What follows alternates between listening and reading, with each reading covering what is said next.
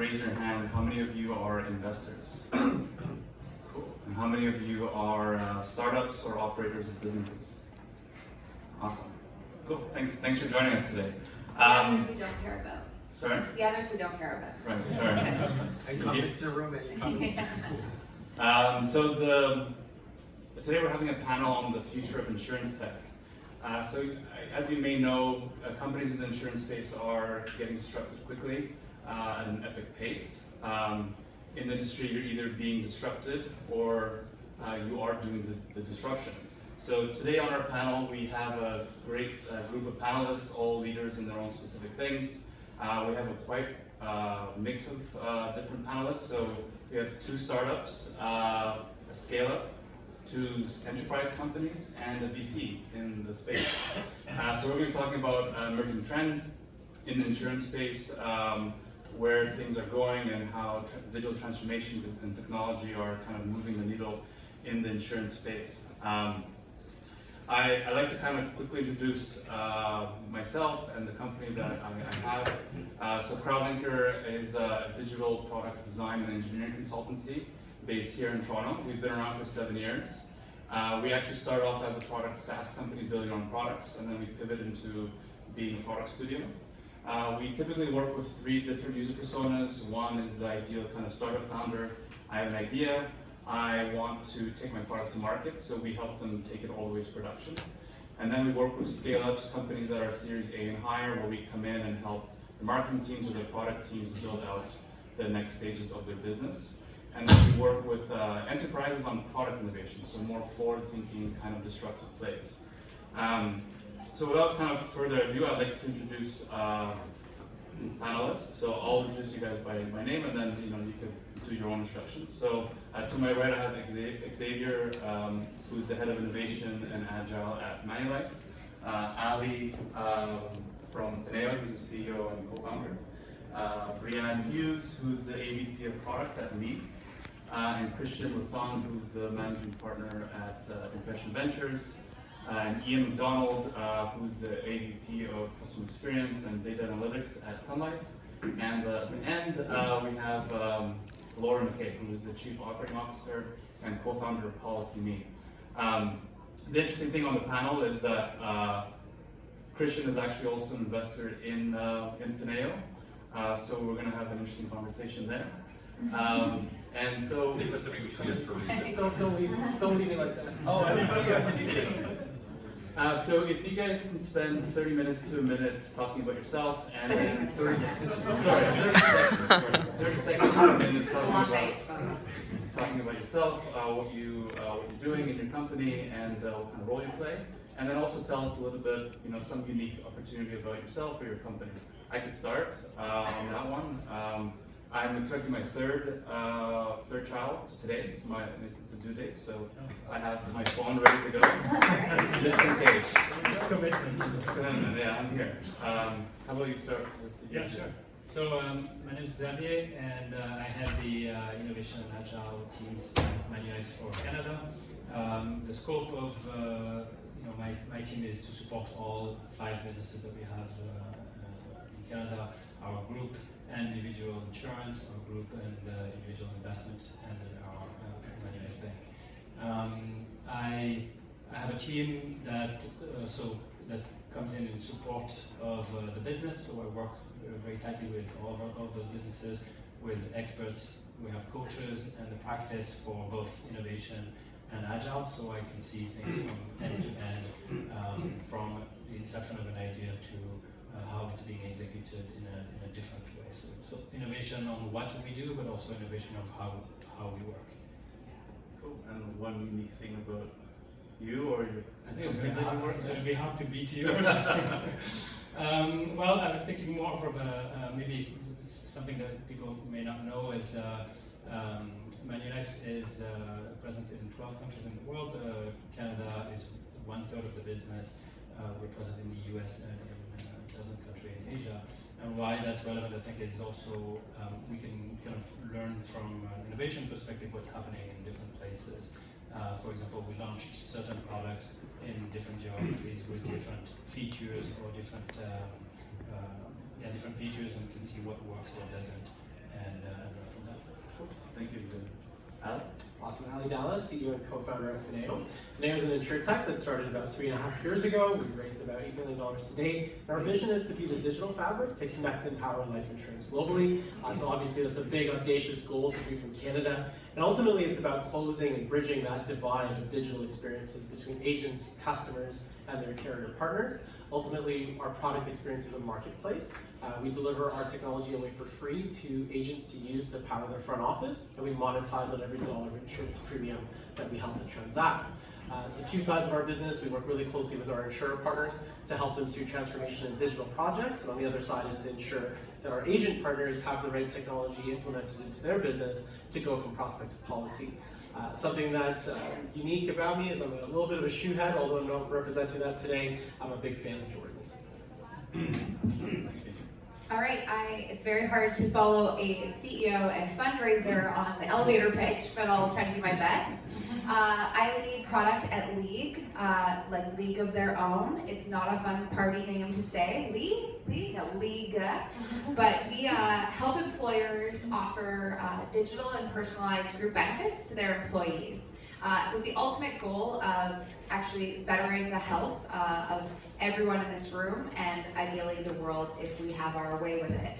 And I lead the product team there. It's very exciting. We are in Canada, the US, and we also serve some European countries, which is a nice, fun expansion. Some interesting thing about me is I am obsessed with board games, and I won first place in a Settlers of Catan tournament. Whoa! Which is a very big deal at Snakes and Lattes, so like, legit. That was a pretty good job, Mike. Congratulations, that's really cool.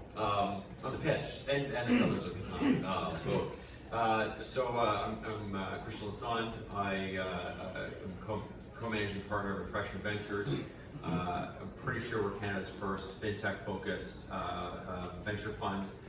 We started about 6 years ago, actually well over 6 years ago now, and we're on our third fund, so we're motoring along. And yeah, it's all we focus on is financial service, on companies that start with financial services. Insurtech obviously is a big sector of that, and so we spend a lot of time thinking about what's going to be changing in insurance and how can we help and how can the companies we invest in help. Cool fact about myself, early on in my career, I worked as a software engineer at a division of Lucasfilm, working on Star Wars titles. Oh, interesting. Thank you. That's hard to beat. Ian MacDonald, I'm the AVP of Data Analytics for the Client Experience Office at Sun Life. So my team is about 60 data scientists and data analysts that we built over a few years, and we basically perform all analytical support for our marketing and sales activity in Canada. So that includes applications of next best action, machine learning, and trying to innovate internally on that topic. So in terms of interesting fun fact, well, I have a 12-week-old daughter at home, so and a 7-year-old. So, but so getting used to those sleepless nights again, and that's good. Yeah. But I think also interesting was this morning I was at another conference at the Sheraton.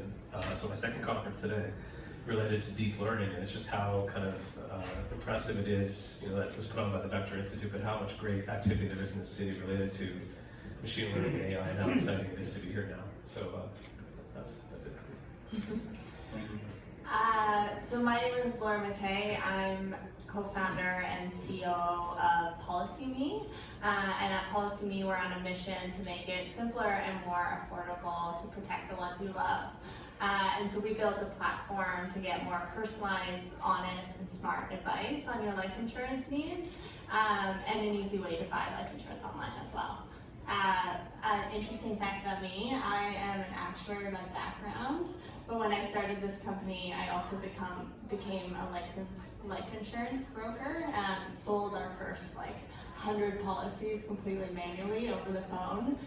So whenever customers had questions around what's the probability of me actually making a claim on this policy, I would dive right into the data and be like, well, your expected lifespan is this, and your annual mortality. And I think they all all were shocked and thought I was giving them way too much information, but it was a great way to not only learn about the process and some of the pain points for customers as well as brokers, but also just really get to know our customers very intimately. So it's fun to have the experience of being really deep on the pricing and the product side, but also on the distribution side and figuring out how to actually sell life insurance to customers. Awesome. Thank you guys for the introductions and the backgrounds. I know that the only thing that's stopping you staying here and listening to us is the cocktail hour that's taking place after. So we're going to stick to the agenda. We have about 30 minutes allocated in terms of some curated questions, and then we're going to leave about 5 to 10 minutes for Q&A. So feel free to hold your questions to the end, and then we'll get them answered. So we at Crowdlinker really believe in insurance tech. A lot of our portfolio of companies are actually in that space. Finaeo and League are actually clients of ours. So the first question I have is going to be for Ali and Christian. What threats and opportunities do you see digital technology pose for the insurance tech world? I guess you want me to take that one first. It's kind of interesting because much like banking, insurance actually were one of the earliest adopters of technology. If you go back to mainframe development in the 1950s, some of the insurance companies were some of the earliest adopters in installing the systems, and they were similarly very early on adopting desktop technologies. But those technologies have actually created sort of a lock-in effect, and as technology, the rapid change of technologies the pace of change is becoming so much more rapid. That's what's creating the opportunities, is that they're just not able to keep up with what's going on in the marketplace. And what we're seeing is an entire digitization of the entire process from, and I think Ali, so I would give credit to Ali for this one, but it's like from prospect to policy and then all the way to claims and claims management. That we've already parts of that have been digitized over the years, and in fact a lot of the systems are ancient, but so we're going to see a modernization of all those systems, but then far more transparency all the way through the supply chain of all these products from end to end. And I think we're just starting to see the start of that process happening, and we're going to see a lot more of it over the next couple of years. Yeah, you broke this out into two sections, so threats and opportunities, so I'll try to touch on each one. So we'll start with the opportunities because I'm an optimist.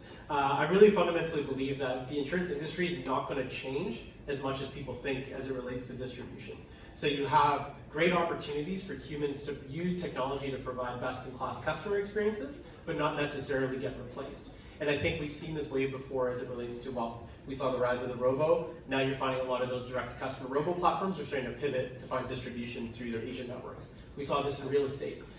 We saw this, the teller was supposed to disappear. But I think all of these previous histories are informing that the independent channel agents are not going to go anywhere, and it's now about how do we optimize their job so they can spend more time focused on their customer rather than focused on administration. So first and foremost, technologies like RPA are going to make it easier for agents to do their job. The second opportunity that I think is a real big challenge, and you mentioned this earlier, right? You start as a new licensed advisor, you don't have a lot of muscle memory, you don't know anything about the industry, but you've got a matrix of 50 different product SKUs that you have to learn, all different underwriting guidelines, and that's really hard if you've never done that job before. So I think machine learning can help create more efficiencies on choice and selection to help procure the best product to meet the best customer's need based on their risk, not based on what I remember as an agent. So can we take that pressure off the human, put it on the machine, and allow the human to help the person through the journey? So those are two really great opportunities. As it relates to threats and risks, we're leveraging machine learning to now create next generation underwriting. So in that moment, inherently we're using previous data, rear view mirror, and there's inherent bias in that effect. So I think it's a general open question that we seem to be talking a lot about on panels these days, is how do you remove bias from things like machine learning and AI? I think ultimately there has to be some governance at the regulatory level. That other threat is that regulators don't necessarily understand what next generation technology even means. And so I think those are some opportunities and threats. Okay, cool, thank you. Dan, that was a good answer. Well answered, thank you, Ali. The next question I have is going to be targeted for Ian, Laura, and Breanna around kind of product and user experience. A lot of people are saying in the industry that user experience design is what's going to be the new battleground in insurance tech. Just curious, in your own organizations and your companies, what do you do in terms of the trade-offs and compromise you have to make at what times to making that experience a lot more simple, digestible, and kind of user-friendly? So I definitely think a common approach, and why I want to piggyback on like Go machine learning, is really trying to provide as much information to the individual that's trying to make a hard decision as possible. And it really puts all the onus and pressure on them. So you're like, I'm serving up everything, I don't know enough about you, I can't personalize, so here, take this insurance booklet, and here's like an abundance of information that they then have to sift through. So we do not compromise on passing off the mental burden of decision and choice to our customers. Like, we really take our time on reading through. I have read through thousands of booklets myself personally when we first were starting out, and writing it in like regular English that anyone can understand. So we try to really aspire to use like a grade 3 or grade 5 language, and so we will not compromise on simplicity and communication when it comes to the right information and delivering it at the right time for an individual. So it's not about arming them with all the information as you possibly can to make the right decision. It's helping them at that point in time and context in a way that they can understand it. Yeah, I mean, I would echo and agree with a lot of what Breanna just said, and I think we try to emphasize simplicity of language or clarity of language, so making sure we remain kind of complete in our messaging, but not to sacrifice just very clear, terms that people can absorb and sort of decomplexify the products as much as possible.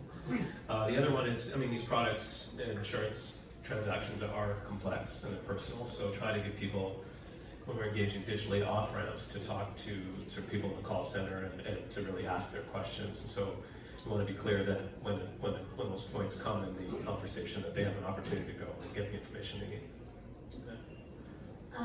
For me, I think one of the biggest trade-offs is like personalization versus design complexity. So I'll give you one example in the life insurance space where I think it was done kind of poorly, is if you think of a traditional like paper application, a life insurance paper application. So when those were designed, they were designed to basically cover every edge case under the sun. Like, you can apply as a single person, you can apply as a business owner, you can apply as a joint policy, you can buy a child rider or critical illness coverage, you can have 10 beneficiaries of one beneficiary. No matter what, you're getting the same application. And what that has turned into from a user experience is this 52-page legal document full of legal jargon that is very complicated for a customer and can be incredibly intimidating for them, especially because like 9 of the pages are even relevant to them, the others are left blank because they're used for other use cases that don't apply. So when it comes to our design, we constantly are thinking about, okay, how can we make this the most personalized experience possible? So one example, if you come to our website and at some point tell us that you're married but you don't have children, we take that into account on every step of the journey down to the info button. So maybe you told us early on, again, that you're married, you don't have children. We use that to provide you with a very accurate, honest recommendation about what product makes sense for you. But even 6 steps later in the journey, and say you're applying for life insurance through us, when we're introducing the concept of a beneficiary, which is the person who in life insurance who would receive your death payout if anything were to happen to you, in that info button, maybe we have an example of kind of who we would suggest that you name as your beneficiary. A very simple example would be like, name your spouse as your primary beneficiary and your children as your secondary beneficiaries. But we're thinking through, okay, you already told us you don't have children, so let's make that example much more relevant to your case.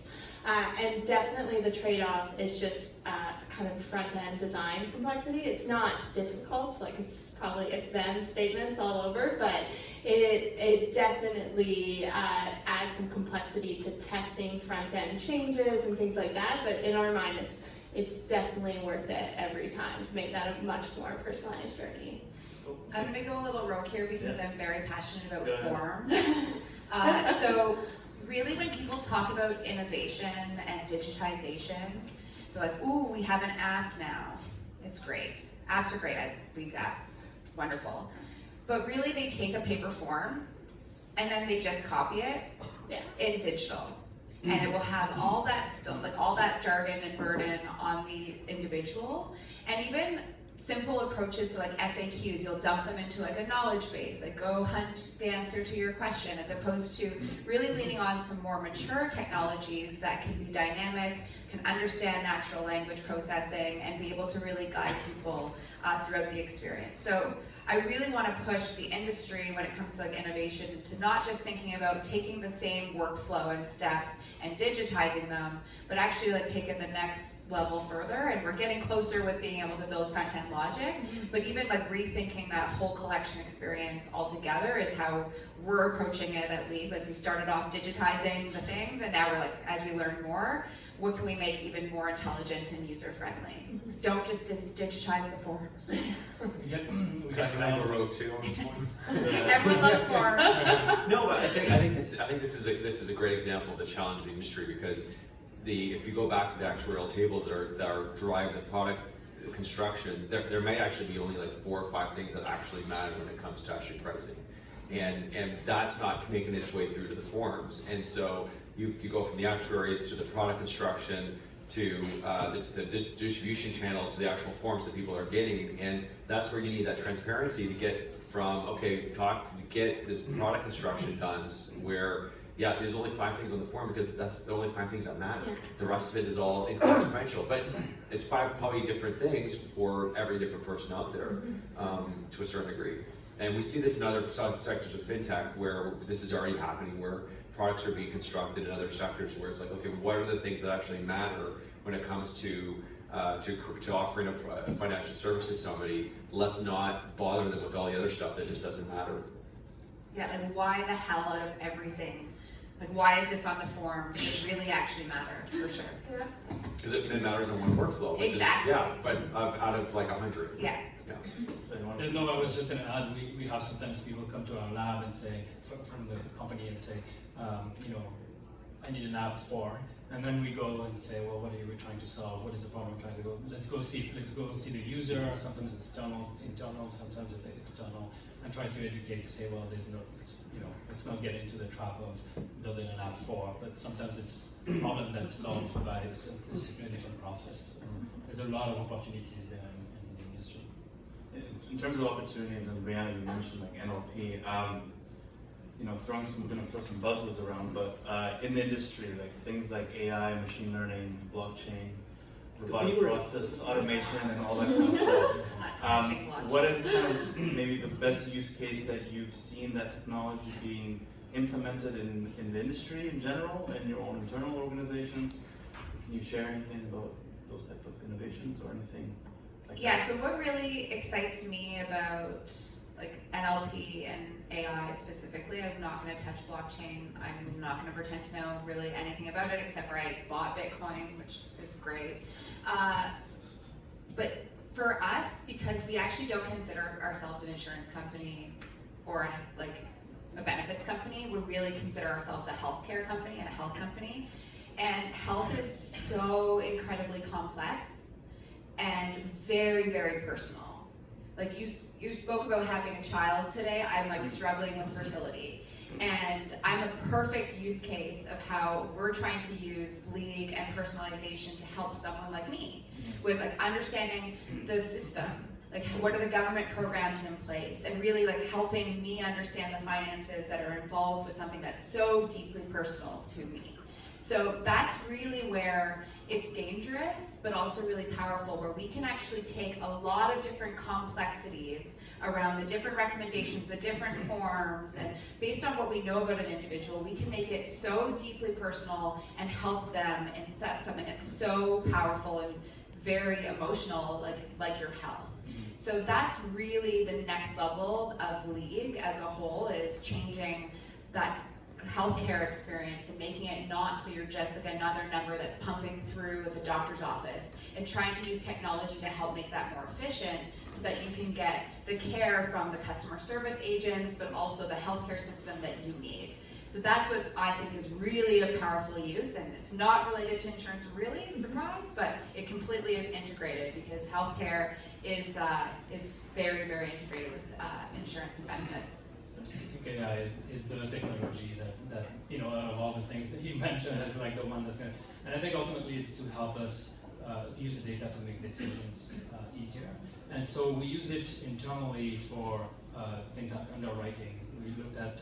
We launched an AI algorithm for underwriting that potentially can cover 80% of our underwriting needs. So that's kind of on the internal side, and then we use it also externally to help customers make decisions. But I think what's important is, I think we touched a little bit on this, is making sure that it's used with control from humans. Like there's at some point someone deciding, yes, this is relevant to me. So we put, for example, we have a few of our products where we use people like you would choose things like this, or have chosen things, this kind of service, like a retirement or a benefits service. But we want to make sure that our customers ultimately have the choice to say, okay, that sounds like me, that's relevant to me, versus no, I have actually my situation is different. Well, that's exactly an instance that we encountered when where we had to control the algorithm, and that's why it's really important to also have diversity on your teams, because I was able to catch that, like, it was profiling some people like me and suggesting, oh, you're probably pregnant. Like that, literally, before we actually send this out to our customers, we were in testing, and I was just like, oh, whoa, like, we can't just simply have people like me. We have to understand and add that human eyes to being able to teach the machine to understand that it's not just so simple, and healthcare and insurance is actually much more complicated than that. So it's absolutely very, very powerful, but you need to make sure that you have that human lens. In our retirement prototype, we would tell people when we expect them to die, kind of what you were saying. How'd that work out? It didn't test well, so we just have to change it. How about you, Christian? I know Ali said to me that you're not. You have an opinion on some of the. Yeah, no, like I'm definitely a blockchain bear. I'm not. I should say I'm not so much a blockchain bear. I'm generally I don't really care too much about technology, which may sound kind of interesting from VC. But it's because technology is simply a tool to solve a problem, and I get really much more interested in what the problems you're trying to solve or how you're trying to solve them. So like when you talk about NLP, what excites me about that, it's not the technology, it's that we can now take a menu item in a mobile app, which sort of maxes out at sort of 7 different options, and we can replace that with an NLP interface where you could have 35, 50, 100 different options, but they're all hidden behind a simple question of like, what do you want to do next? And then you can surface functionality in an app without sort of bombarding somebody with this like flywheel that has like 35 things in it. You'll never find the thing you're looking for. I just sort of had this yesterday. I went to, I don't think they're in the room, but Jiffy on Demand, and I just was like, Jiffy, like there's this wheel of like, okay, services, and I'm like, this is the stupidest interface ever, because you're flying through this wheel, like, great service, but I'm like, okay, where is the thing I'm looking for, and then I can't even find it. Same thing with machine learning, like again, it's the technology, I'm not that interested in it, but the things that can service, the opportunities that can service are super interesting, right? So humans are really good at writing functional or object-based code that can solve issues that have between 1 and maybe sort of 7 different variables.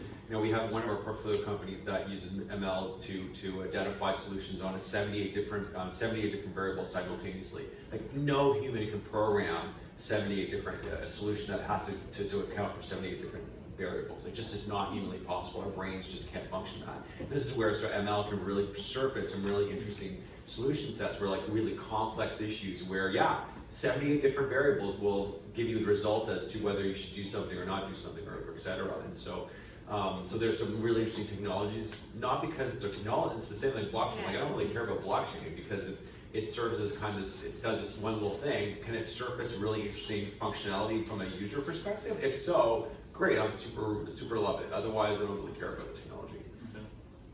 Ali and Ian, I'd love to get your kind of perspectives on this as well. I mean, I guess my team is a lot closer to the AI and machine learning applications, particularly related to marketing and sales. And so we build a lot of algorithms to determine what we think a client will be most interested in, or it's going to be best for them. but how we use that is, that there is a lot of art to how that gets used. For example, we may believe that based on what behavior that there's a certain thing that a client might be interested in, but we would never be overly specific, right, in why we, or what we're recommending, but be an invitation to a conversation a lot of the time. And I think that also kind of marries up well with the point about like having someone to talk to, because so if we're talking about helping our advisor channel, talk to clients about what they might be interested in, we could tell them, generally speaking, we think this is an area of interest. We could tell them that, and we would allow them to have the conversation and really listen, because the listening side of that is super important. And as a leader of an ML team, there is an awful lot of interest in, can we do this, can we do that?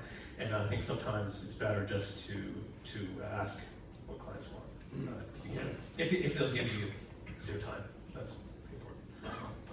Yeah, a couple of things. So I think I'll touch on a little bit about just technologies in general, and then maybe just a use case of where we can use it. So I think I really philosophically agree with Christian.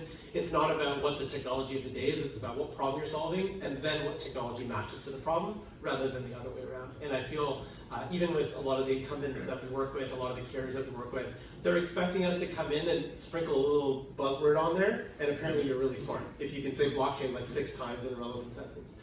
We don't talk about being Amazon hosted on the cloud, because nobody cares. And I think about blockchain the same way. Technologies like machine learning, and I can give a really great use case, which is one I'd love to try to solve for the industry. Jane Smith comes to meet an agent. Jane Smith needs $2 million of coverage, and Jane Smith's risk profile at a traditional carrier is $500 a month, but her budget is $350. Now, who's willing to leverage the data to figure out whether she is a tolerable risk relative to the broader pool, and can that be manufactured in real time? That's an application where machine learning is going to solve a customer problem. It will solve some of the access issues that we have, and still help manage risk. And humans, to Christian's point, are not going to be able to compute that in real time. And this is an application of a technology that makes sense, helps benefit an end customer, and is something that can happen at both the institutional level at an insurer, and then downstream at a customer. Everybody can see value from that technology. Cool, awesome. Thanks for the answers, guys. The next one I have is kind of for everybody. Where do you see the insurance space going in the next 2 to 5 years at your companies in general? Just kind of curious from all different aspects, from the startup side, from the enterprise side, from the VC world. What are you looking for? Yes. So one thing that we have definitely observed in our time in the market is that a lot of the innovation in the insurance space has been very much focused on the easy to insure risk, and I think that's where Ali was going as well. It is very easy to get insured if you can say no to 30 health-related questions, and you're young, and you're fit, and you haven't had any recent health concerns in your history. But I'm pretty sure that everyone else, which is a large group of the population, has been completely left behind when it comes to innovation, and their experience is horrible. Getting insured when you have a health condition, getting insured when you have a lifestyle that's a little bit riskier, or even something like getting in a car accident 2 years ago can make your experience getting life insurance very terrible. And where I'd like to see a lot of the innovation go to is thinking about those hard to insure risks at a more personalized level, and say what is the right product for them, what is an affordable protection for them, and how can we better get them a decision really quickly? Because right now you're being faced with a quote which is like never accurate, and at the checkout line you're being told that your price is 4 times more expensive than you thought it would be. So it's a really bad experience today, and I think I would like to see the industry not just focus on accelerated underwriting for easy to insure risk, but really think about harder to insure risk and how we can make our products and our underwriting capabilities much more tailored to them as well. I'm curious on that one, like how much, I certainly have some of this conversation with some of the folks in the insurance LPs of ours, but like negative interest rate environment in Europe, extremely low interest rate environment here, taking long-term risk on your balance sheet to cover something like that in an environment where essentially you're paying the banks to hold your money becomes very problematic. And I wonder like how much of this is like, can be solved by not just better underwriting, but by more diversification of portfolios underneath, so that you can actually get your underlying securities into higher rate of return products, and change the regulatory environment to allow insurers to maybe change their buckets and their mixes. Like, I don't know how much of that's going on, but that's an area where, you know, there's a whole other layer to this Insurtech, which is not technology at all, but it's actually regulatory innovation. Especially in, like, if we're going to spend another 10 years in essentially zero interest rate environment, that's going to be another 10 years of pain and suffering for the carriers. I don't know if you guys want to jump in on that. Not touching that. I mean, related tangentially a little bit, but for me, as I mentioned, we're we consider ourselves a health company, not an insurance company. Like, why? But insurance is typically, like, it's reactive, proactive. Like, you are insuring yourselves to protect yourself from something that might potentially happen, but it really just protects you from that potential thing that might happen. How do you actually proactively take ownership over your life and your lifestyle, and being able to actually invest up front, maybe potentially less funds, on proactive, preventative care? There's still a lot of different things in the healthcare space that should be covered that are not, that are we know are actually really, really great at driving down risk. And like very simple drug or vitamins, and like there's a lot of different products that are not covered today that can prevent astronomical prices down the line. And so that's one thing that's been really interesting with us, to work with employers on finding creative solutions for them to open up their pockets to invest in those preventative, proactive care, so that they can prevent something more some more astronomical costs later down the line. So really preventative care and preventing the need for health insurance, I think, is another great investment area that I'd like to see kind of expanded. So just on that point, segue to another question. Those type of things, like Lee's really focused on health wellness.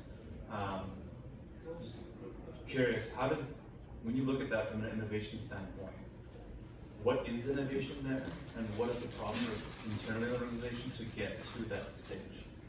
So for us, the innovation is really about like the just in time, when someone needs that particular help, or before they need the help, getting ahead of it and helping guide them and navigate them to the right solution for that problem. So a very concrete example is, especially in the US, using emergency rooms and ERs is extremely costly for the healthcare system, for the employee, as well as for the employer. It's a lose-lose situation, and there's usually a lot of wait times. So if you break your arm and you get an x-ray at the hospital, it costs you out of pocket significantly more funds than if you were to go half a block away to a private institution that specializes in that. That will save you substantial money, and it'll save your employer substantial money. So for us, the innovation is engaging with the employees all year round, every day, so that when they break their arm, they actually come to League as their friend, as their trusted partner, which they call us that, our customers do, which I love, and they ask us for help. Like, where do I get help for this particular medical need that I have? And then we can actually help guide them to better care than the ER, less wait times, less cost, and so on. So really it's getting ahead of and educating someone at that just-in-time moment, either before they need you, which is where some of the machine learning comes into play, where we can start to notice some trends about an individual and nudge them in the right direction, or when they are in the actual time of need. Okay. Yeah, I mean, this is what we're doing with our Vitality product, which is also like a prevention. It's basically help our customer stay healthier longer with the right nudges, and live longer too. The right nudges and the right activity to keep their health better. I think you were asking questions like what do we see the next 2 to 5 years. I think for us as an incumbent is we've really invested in our infrastructure, digital infrastructure, for the past few years. There's still a lot more to do, but then now it's time to turn to like what's next and how do we. So we look at health prevention, we look at disease management, we look at new customer segments, or whether it's younger customer segments or gig workers. Like there are some customer segments that haven't had easy access, and so we're looking at those areas. Ali and Laura, I mean, in terms of your current startups and your companies, where are you going to be going in the next year or two from an innovation standpoint? What's on your product roadmap, if you could share? Not cool, but love to hear about that. Yeah, I can share. I mean, right now we operate as a brokerage model, which was great for us to get started very quickly. Ultimately, it's very difficult to operate as a brokerage model because you're bottlenecked by a number of incumbent processes that you just don't have control over. So we are very, very focused on launching our own product in the next 12 months. Yeah, on our end, we're a marketplace model. So for us, the hardest part of our business is the lack of APIs at the life insurer, and that's both sides of the border.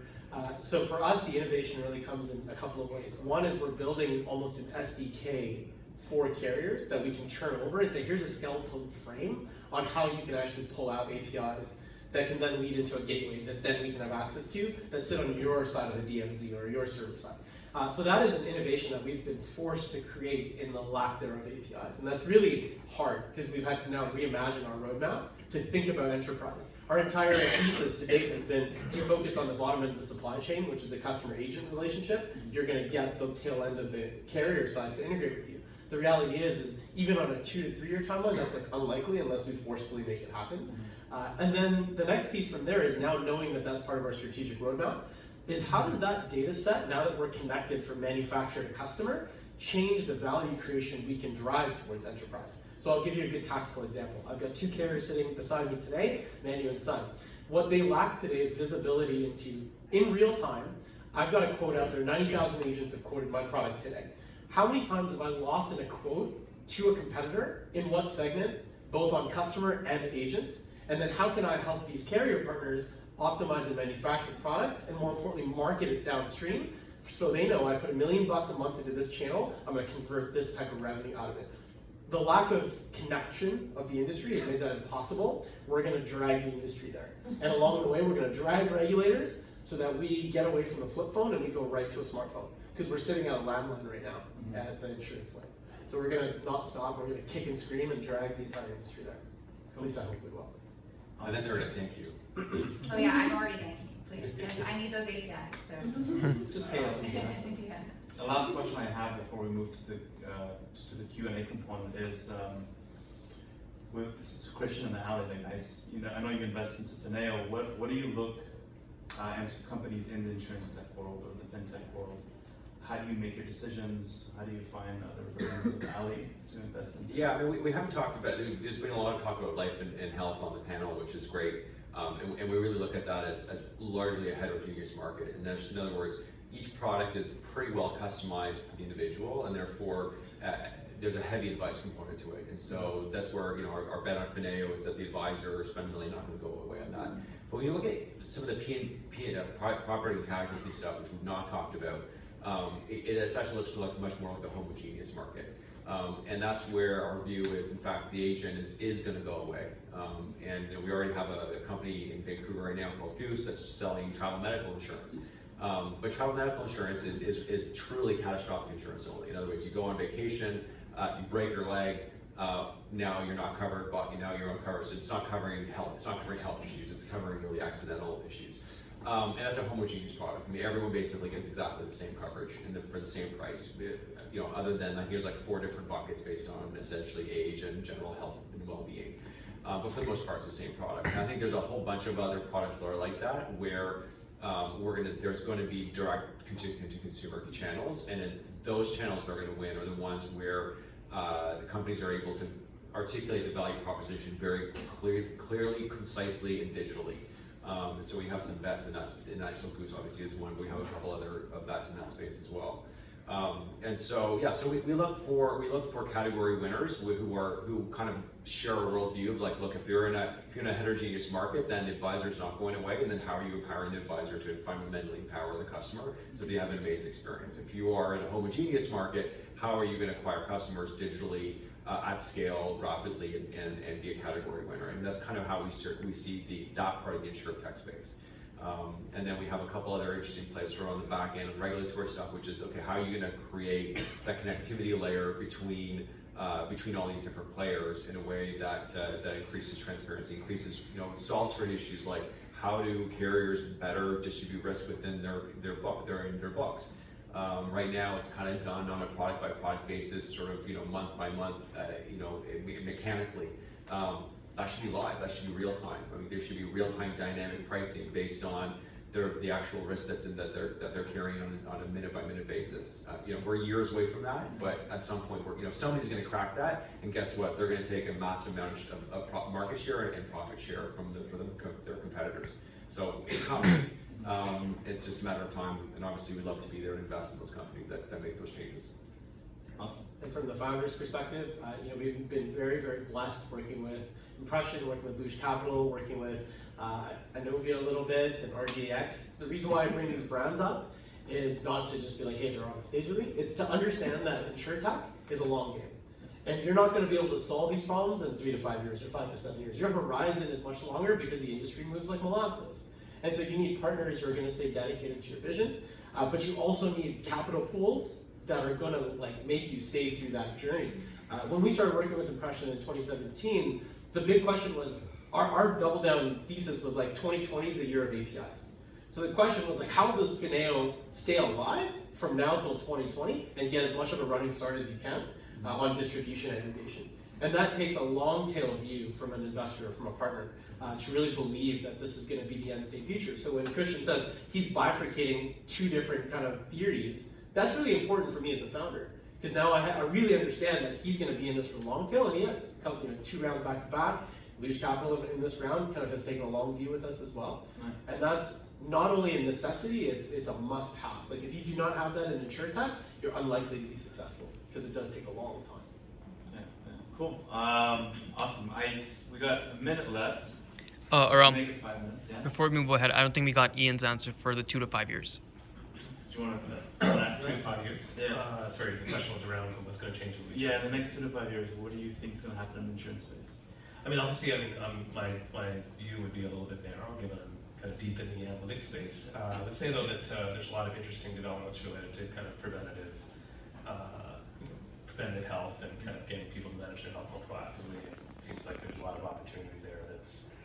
There's some benefit for both the consumer and for the market to unlock. I would say that's a big argument. We're already cutting into that with our Lumino platform. Cool. Thank you. 5 minutes for Q&A. If anybody has any questions, feel free to stand up, introduce yourself, the company that you're with, and ask the question. Any questions? Everyone just wants cocktails. Okay. There's no cocktails until somebody asks a question. It's a rule. If somebody asks a question, we can have cocktails. Make them.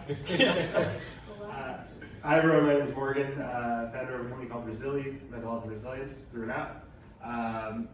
Question is around Canada's competitiveness on the global stage, especially when we look at health, which is an area that Canada, in theory, actually has a huge budget for innovation if we were to use it.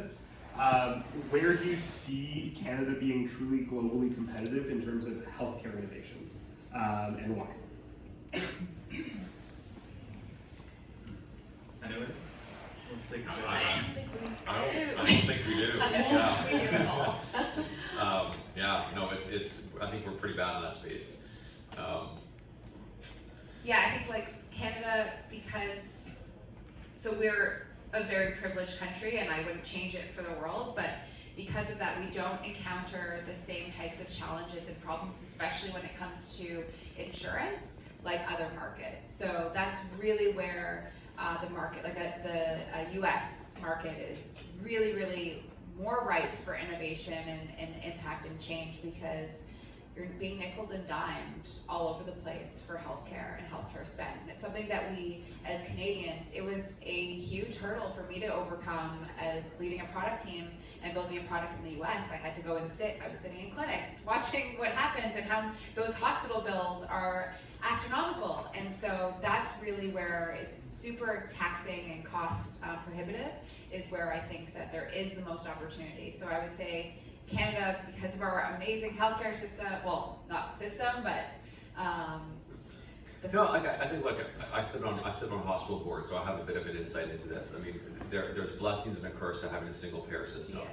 And the blessing is every citizen has access to some of the best world-class healthcare there is, and especially in areas where where there's been an established process that's been well understood.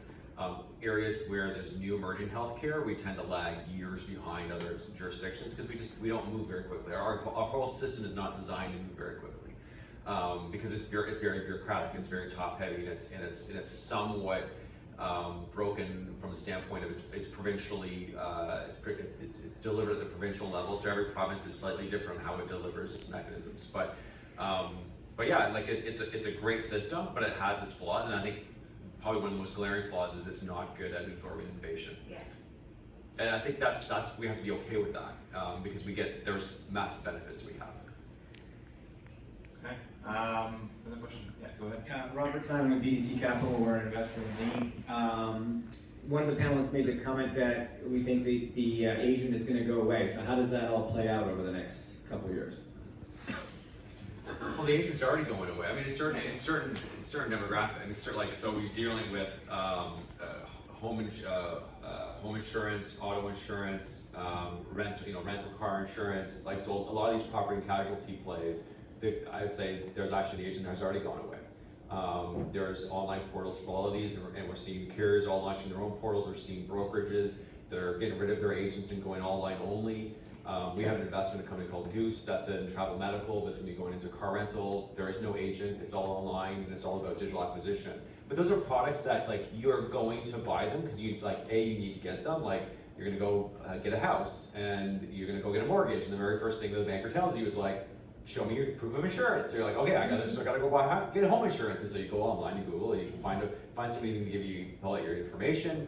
And it's all done electronically. You never actually talked to an agent. You never got advice because you don't need advice when you're dealing with home insurance for the most part. I think there are certain edge cases where you do. And then where you do need edge cases, you will have agents. Like where it does get complex and the products are now starting to be customized on a per individual level, then yes, there still will be an agent because fundamentally we haven't got to the point where computers can really give good advice on a per individual level because part of that advice is, I mean, if you look great example, not in Insurtech, but in financial services, if you look at a financial advisor, how much of the time a financial advisor gives you financial advice versus actually just gives you advice is 1 to 99. Like the 1% of their time is spent giving you actual financial advice, 99% of their time is just giving you advice. Here, listening to you, understanding what your particular needs are. Every person is every household is a very complex thing. And an advisor really is starting to understand what that thing is, and we're not at the point yet where computers can do that. Maybe at some point, but I don't think it's the next 5 to 10 years. Yeah, they're not going away. The scope is just changing of what their job is. Yeah, I have a bit of a different view of the future. Obviously, we're a direct-to-consumer life insurance brand. When it comes to term life insurance, I would argue that these are commodities. Like, you look at an average shopper and they are only looking at price. And that's because life insurance companies haven't been able to innovate on products in many years. Like, these products are essentially the exact same product when you compare them side by side. But I do agree with you that it's not just get a quote, buy life insurance. So we actually had disagreements with investors early on who said, you need to give someone a price within 30 seconds. And we said, well, that would require us asking 2 questions about you and then giving you a little widget that you could change your price by 6 times with no advice as to around what the right product, the coverage amount, how long you need it for. So we've been always an advice first direct-to-consumer platform, and that's where we differentiate ourselves. Like, we don't give you a quick quote within 30 seconds. We force you through a 3-minute process where we learn about you, and we learn about your household, and we learn about your financial state, and as a result, we give you a very personalized recommendation on what coverage amount you need and how long you need that protection for, and that all comes down to like a term life insurance policy. Where we're continuing to innovate on that advice is what we're noticing is most people buy life insurance with their partner or their spouse. So this advice journey is no longer going to be like an individual journey. It's going to be a household-focused needs analysis. And then second, it's actually going to take into consideration kind of your health and lifestyle, because I think that really comes into effect when you're thinking about life insurance as well, because that's going to impact your price. So thinking about, you know, if we know that you are a diabetic, let's ask you the relevant questions about your diabetes to give you kind of a better approximation of what the price will be, and predict based on affordability what the right amount of coverage should be for you. So I do think advice is definitely necessary with life insurance, but I actually don't think like most agents will come across enough diabetics in their lifetime to like give perfect, accurate recommendation around what the price will be for that person. So I think it needs, we definitely need to have like an advice first direct to consumer channel. And I think using like the whisper agent technology as well, like so enabling and arming the agents with more information about who they're talking to, so that they can actually give them the right advice is definitely an area for. Yeah, for us, we say when people say they got a recommendation from an agent, we say, well, like use our platform completely free to like sense check it and make sure you're not getting oversold on life insurance. And so we're not a sales-focused advice platform, but we definitely are focused on that advice. Thank you. Let me get on this one for 1 second. So 99% of distribution of life insurance today is human-driven, right? And the reason why is people don't want to buy it when it's complex, like critical illness, life insurance, disability. Nobody likes to talk about it. Nobody wants to think about death. But if we actually forget about the sales process and all the great UIs and all this slick stuff to get you to buy something, why do you buy life insurance? To designate a beneficiary so that when you die, your family gets covered. And here's my gripe with direct to customer is I'm buying policy so that you're going to sit with my wife and kid when I die. And no AI is jumping out of the screen. And I don't care how good your brand is. I don't care how good your AI is. This is the human component, what happens after I die. And to me, I don't really care how good the UI is. I don't even think that consumers care about the brand that much anymore. They care about price and they care about promise. Yes, we can give them better price, we can manufacture better products. What we can't do is jump out of the screen and hug my kid and tell my daughter everything's gonna be okay because dad made a good decision and left you with a couple $1 million. And if we fail on our mission to make sure agents are protected, then that outcome doesn't happen. That means my kid doesn't get that comforting hug when she needs it when I die. And so to me, this is a very philosophical question. I'm a CFP, I've been a financial planner for my whole life, 7 years before going to entrepreneurship. And 99% of my conversation was therapist, coach, and friend. 1% was financial services. And my specialty was divorces and death. Ironically enough, it's probate, right, and divorces. And I'll tell you, it doesn't matter how good your user interface is. People don't come to you for that stuff. Yeah, the only thing I would say, like 60% of people start their life insurance online. So obviously we haven't cracked how to sell life insurance, how to convert people online, but I think people are looking for the education online, and if you crack the code of how to actually convert that customer to press apply, I think there's a big market there. So it's a marketing game, and if you can nail unit economics, you're going to win. Yeah. And the pendulum goes from 1% to 2% to maybe 3 to maybe 10, but 90% needs to be human-driven for the next 10 years. So I got your answer. I just wanted to get that question answered by Xavier and Ian. If you could provide some perspective there from like the agent's life cycle and My view is that the role of the agent, I think we touched on it, the role of the agent is going to massively change, and it's going to be more focused on the human side, and we're going to have to provide them with the right digital tools and the right approach and maybe the right framing of discussion. But I do believe that there's always a role for humans to play that relationship person to person view. I think similar to what the others said, I believe there's going to continue to be a role, and then the person who's delivering kind of artificial intelligence, automated recommendations, and things like that. And there always needs to be that person there. I don't believe in them, but it's how we support them. There's a lot we can do. Okay, cool. I think we're gonna, unless anybody has any last quick questions they can ask. Okay, one more. Just the last one here. I thought, should I jump in on this discussion? I have a microphone anyways, just join the panel, but I thought that's probably inappropriate.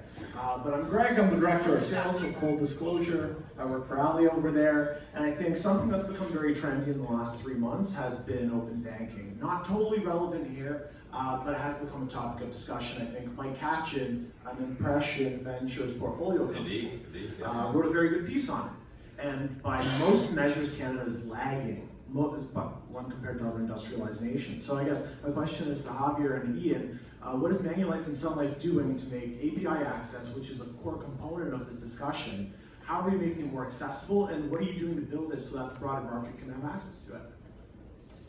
So maybe I can talk a little bit about the banking. We have a bank in Canada, and we're actually fairly recent bank. I think we've been around 25 years.